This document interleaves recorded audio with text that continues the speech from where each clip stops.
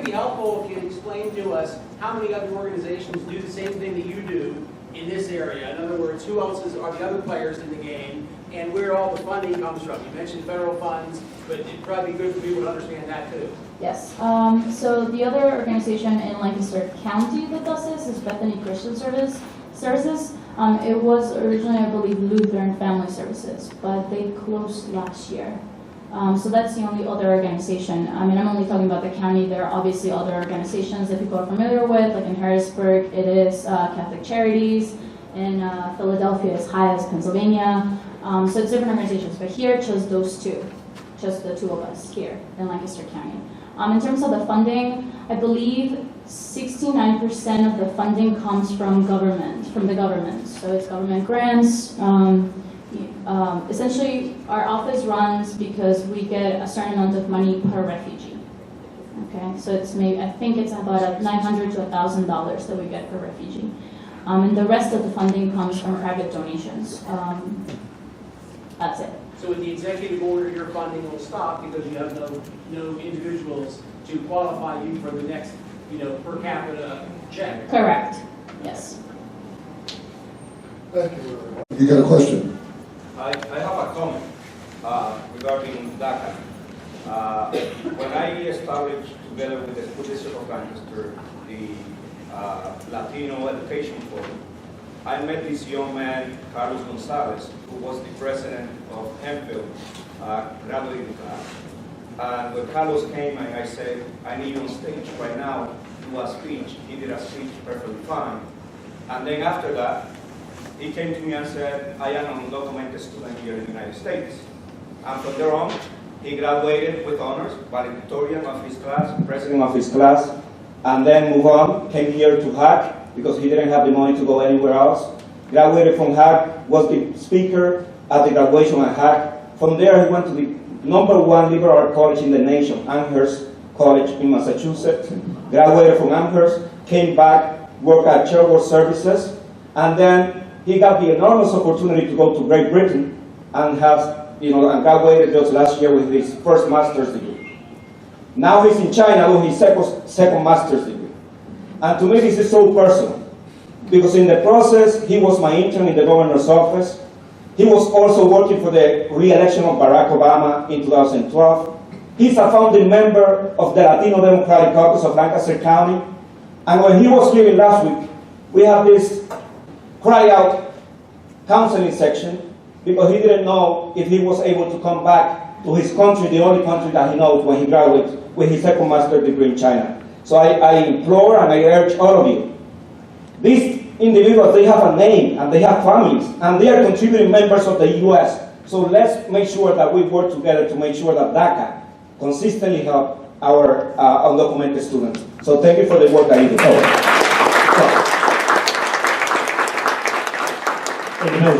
Hold on, it was good to hear that Carlos is back in China.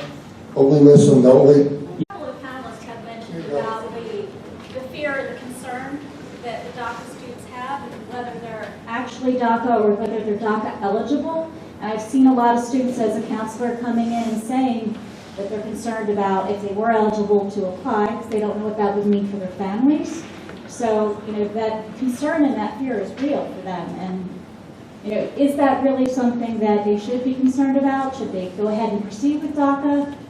How would that impact their families?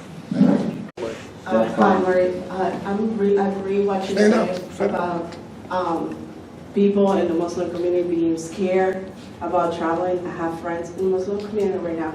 They're not in the countries that were banned, but they're from Pakistan. They say, well, can I travel? I have a close friend who has his grandparents right now. It's good to travel back because they don't know if they're going to be detained.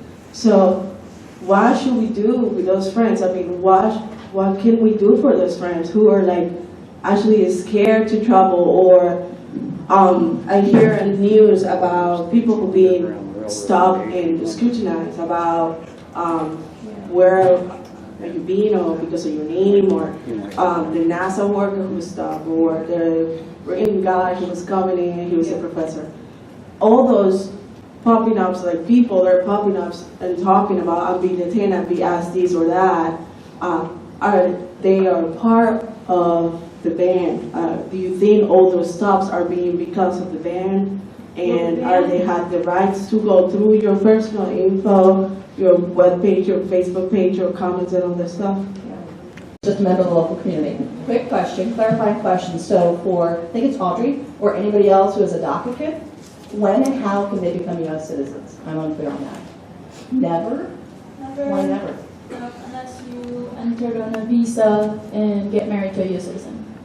DACA is, just at its most basic, it's a temporary protection. It basically knocks you down a priority, or it makes you not a priority for ICE enforcement. So it's deferred action, which is what it sounds like. It means that at some point in the future, ICE can, initiate proceedings against you. Practically speaking, they don't do that. We see DACA as a protection against deportation, but it's not a status, it's not a pathway to a green card or to citizenship. It's just to keep you from getting deported. It's a protection. Could you comment on the search and seizure rules that apply to ICE and Border Patrol?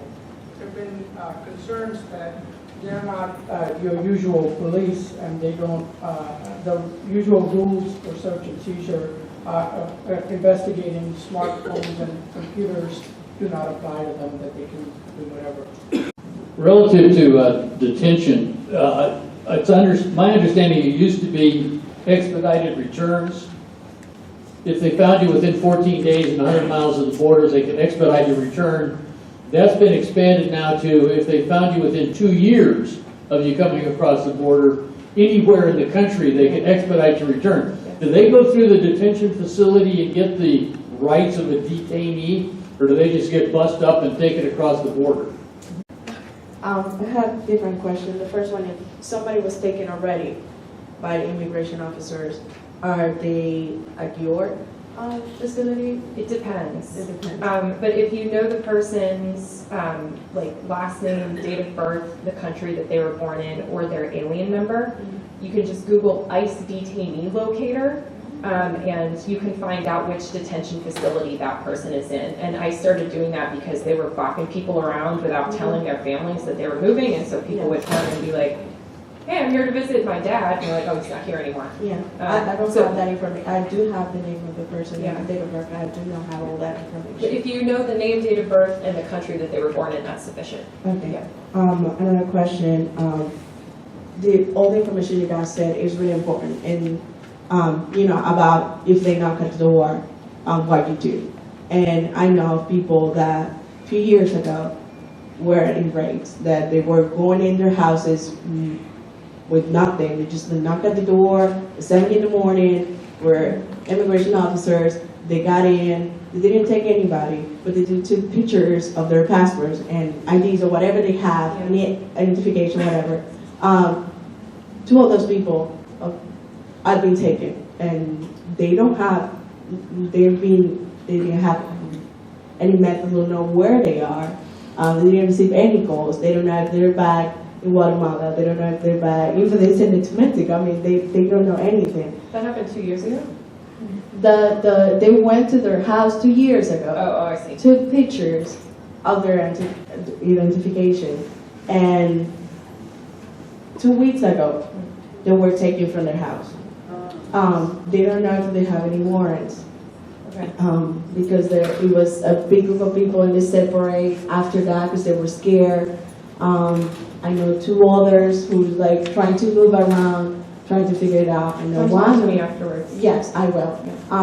What I want to know, what you guys, or what we can do to give those information to those that are scared to get close to lawyers or CWS. I mean, how we can bring this information to them in Spanish, or how can lawyers do a meet greeting for people who want information, what they can do and where they can get this information. There's a lot of, sort of conversations like this that are happening. Obviously, we're speaking in English today. But I know that Church World Service and our office in particular are trying to put together sort of a master presentation where we can go out. Our office was at a church, a Hispanic church in Gettysburg last weekend, doing just a really brief Know Your Rights presentation with ICE. So there are events that are happening, I would check out PIRC, P-I-R-C, that's the acronym for my organization. We have a Facebook page. CWS, Church World Service, also has a Facebook page, and we've been pretty faithful about posting announcements about that. If you have friends who have Facebook, almost everybody has Facebook, but tell them to keep sort of checking that for events like this. Would be my advice. And also, I don't know about Church World Service, but on our website, we have a number of resources in Spanish that people can download, including a pretty extensive safety planning guide, things that you need to think about. What are you going to do with your car if you get picked up? Do you own any real estate, about your kids? Do you have pets? Do you have any health issues that you need to make them aware of, stuff like that? I'm called upon once in a while, to deal with them. I don't have a great deal of experience, but I'm a clergyman, Russian, Ukrainian Orthodox, and sometimes the prisoner will ask for me, and sometimes they want me to translate. Mm-hmm. So the first question is, the ones that need translation are linguistically isolated in this system. They don't understand, their situation. They don't understand the rules. They're sometimes placed in solitary confinement for long periods because they violated a rule, mm-hmm. a minor rule that they don't understand. Mm-hmm. Is that, how can I say, do they have any recourse to demand someone to translate for them? So as far as language resources go, I know, so our organization does legal orientation programs, and we provide those in whatever language the individual needs. Also, when you're in immigration court, you have the right, you are entitled to an interpreter in your native tongue, and if you are not provided with one, that's a grounds for appeal. So as far as within the court system, that's important. I think that from my experience with immigration detention, if you're violating rules because you don't understand them, because you don't speak the language, I don't think they're going to be super sympathetic to that. I think they're just going to say you need to sort of observe the behavior of the people around you and conform your behavior to that. Right, right.